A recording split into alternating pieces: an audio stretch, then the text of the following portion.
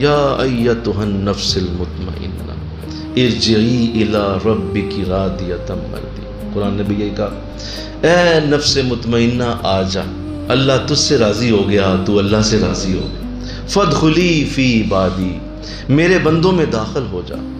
وادخلی جنتی، میری جنت میں داخل ہو جا۔ نفس مطمئنہ والے لوگ ہوں گے، انہیں خود خدا آواز دے، آ جا میرے بندوں میں داخل ہو جا، آ جا میری جنت میں داخل۔ اتنا بڑا اعزاز۔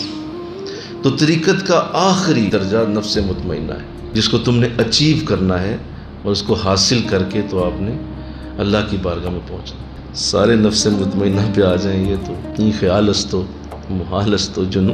ظاہر ہے جب آپ فرسٹ سیکنڈ تھرڈ کہیں گے تو فرسٹ پہ تو ایک ہی کھڑا ہوگا نا، لیکن چونکہ اللہ آقائے دو جہاں کی امت ہے، تو اللہ نے اس عظیم برکت کو حضور کی امت کے لیے بے شمار لوگوں میں تقسیم کیا ہے کہ وہ نفس مطمئنہ کا درجہ پا چکے ہیں۔ جب ہم مطمئن کا لفظ بولتے ہیں تو اصل میں آپ ایک کام کرتے ہیں، آپ کوئی اعتراض نہیں کرتے۔ کوئی اسے چیر ڈالے، کوئی اسے پھاڑ ڈالے، کوئی اسے دبا ڈالے، کوئی ذلت دے دے، کوئی عزت دے دے، وہ کبھی اعتراض نہیں کرتے۔ کائنات کا کوئی ذرہ بھی میرے رب کی مرضی کے بغیر جب ہلتا ہی نہیں، تو یہ جو ہوا میرے رب کی رضا سے ہوا۔ ایسا سکون کہ اس سکون کو اللہ نے قرآن میں اتنے پیارے الفاظ سے ذکر کیا کہ کہا یہ جو یہاں تک آگے ہونا، اب ایک ہی جزا ہے تیری، تو صرف میری جنت میں آ جا بس۔ اب نفس مطمئنہ کے لیے نیت کرنے کے بعد پہلا سٹیپ یہ ہے کہ آپ نے اپنے لطائف پاک کرنے ہیں۔ جب یہ آپ نے کر لیا تو پھر اس کے بعد عالم خلق شروع ہوتا ہے۔ قلب، روح، سر، خفی، اخفا کے طے کرنے کے بعد آگ، مٹی، ہوا، پانی اور نفس ہے۔ آپ نے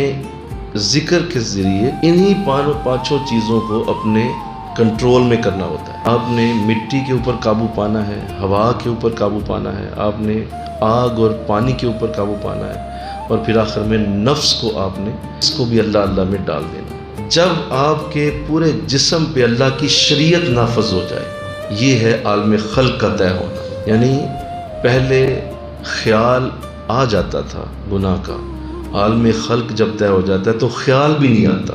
اس کے بعد پھر اس کے لیے فنا فی الشیخ کی منزل آتی ہے، فنا فی الشیخ کے بعد بقا بالشیخ کی منزل آتی ہے، پھر فنا فی الرسول آتی ہے، پھر بقا بالرسول آتی ہے، اس کے بعد مقام جمع آتا ہے، پھر مقام فرق آتا ہے، پھر اس کے بعد مقام جمع بعد از فرق آتا ہے، پھر بعد از فرق کے بعد اللہ کمال یہ کرتا ہے کہ اللہ اسے مقام ابدیت عطا کرتا ہے۔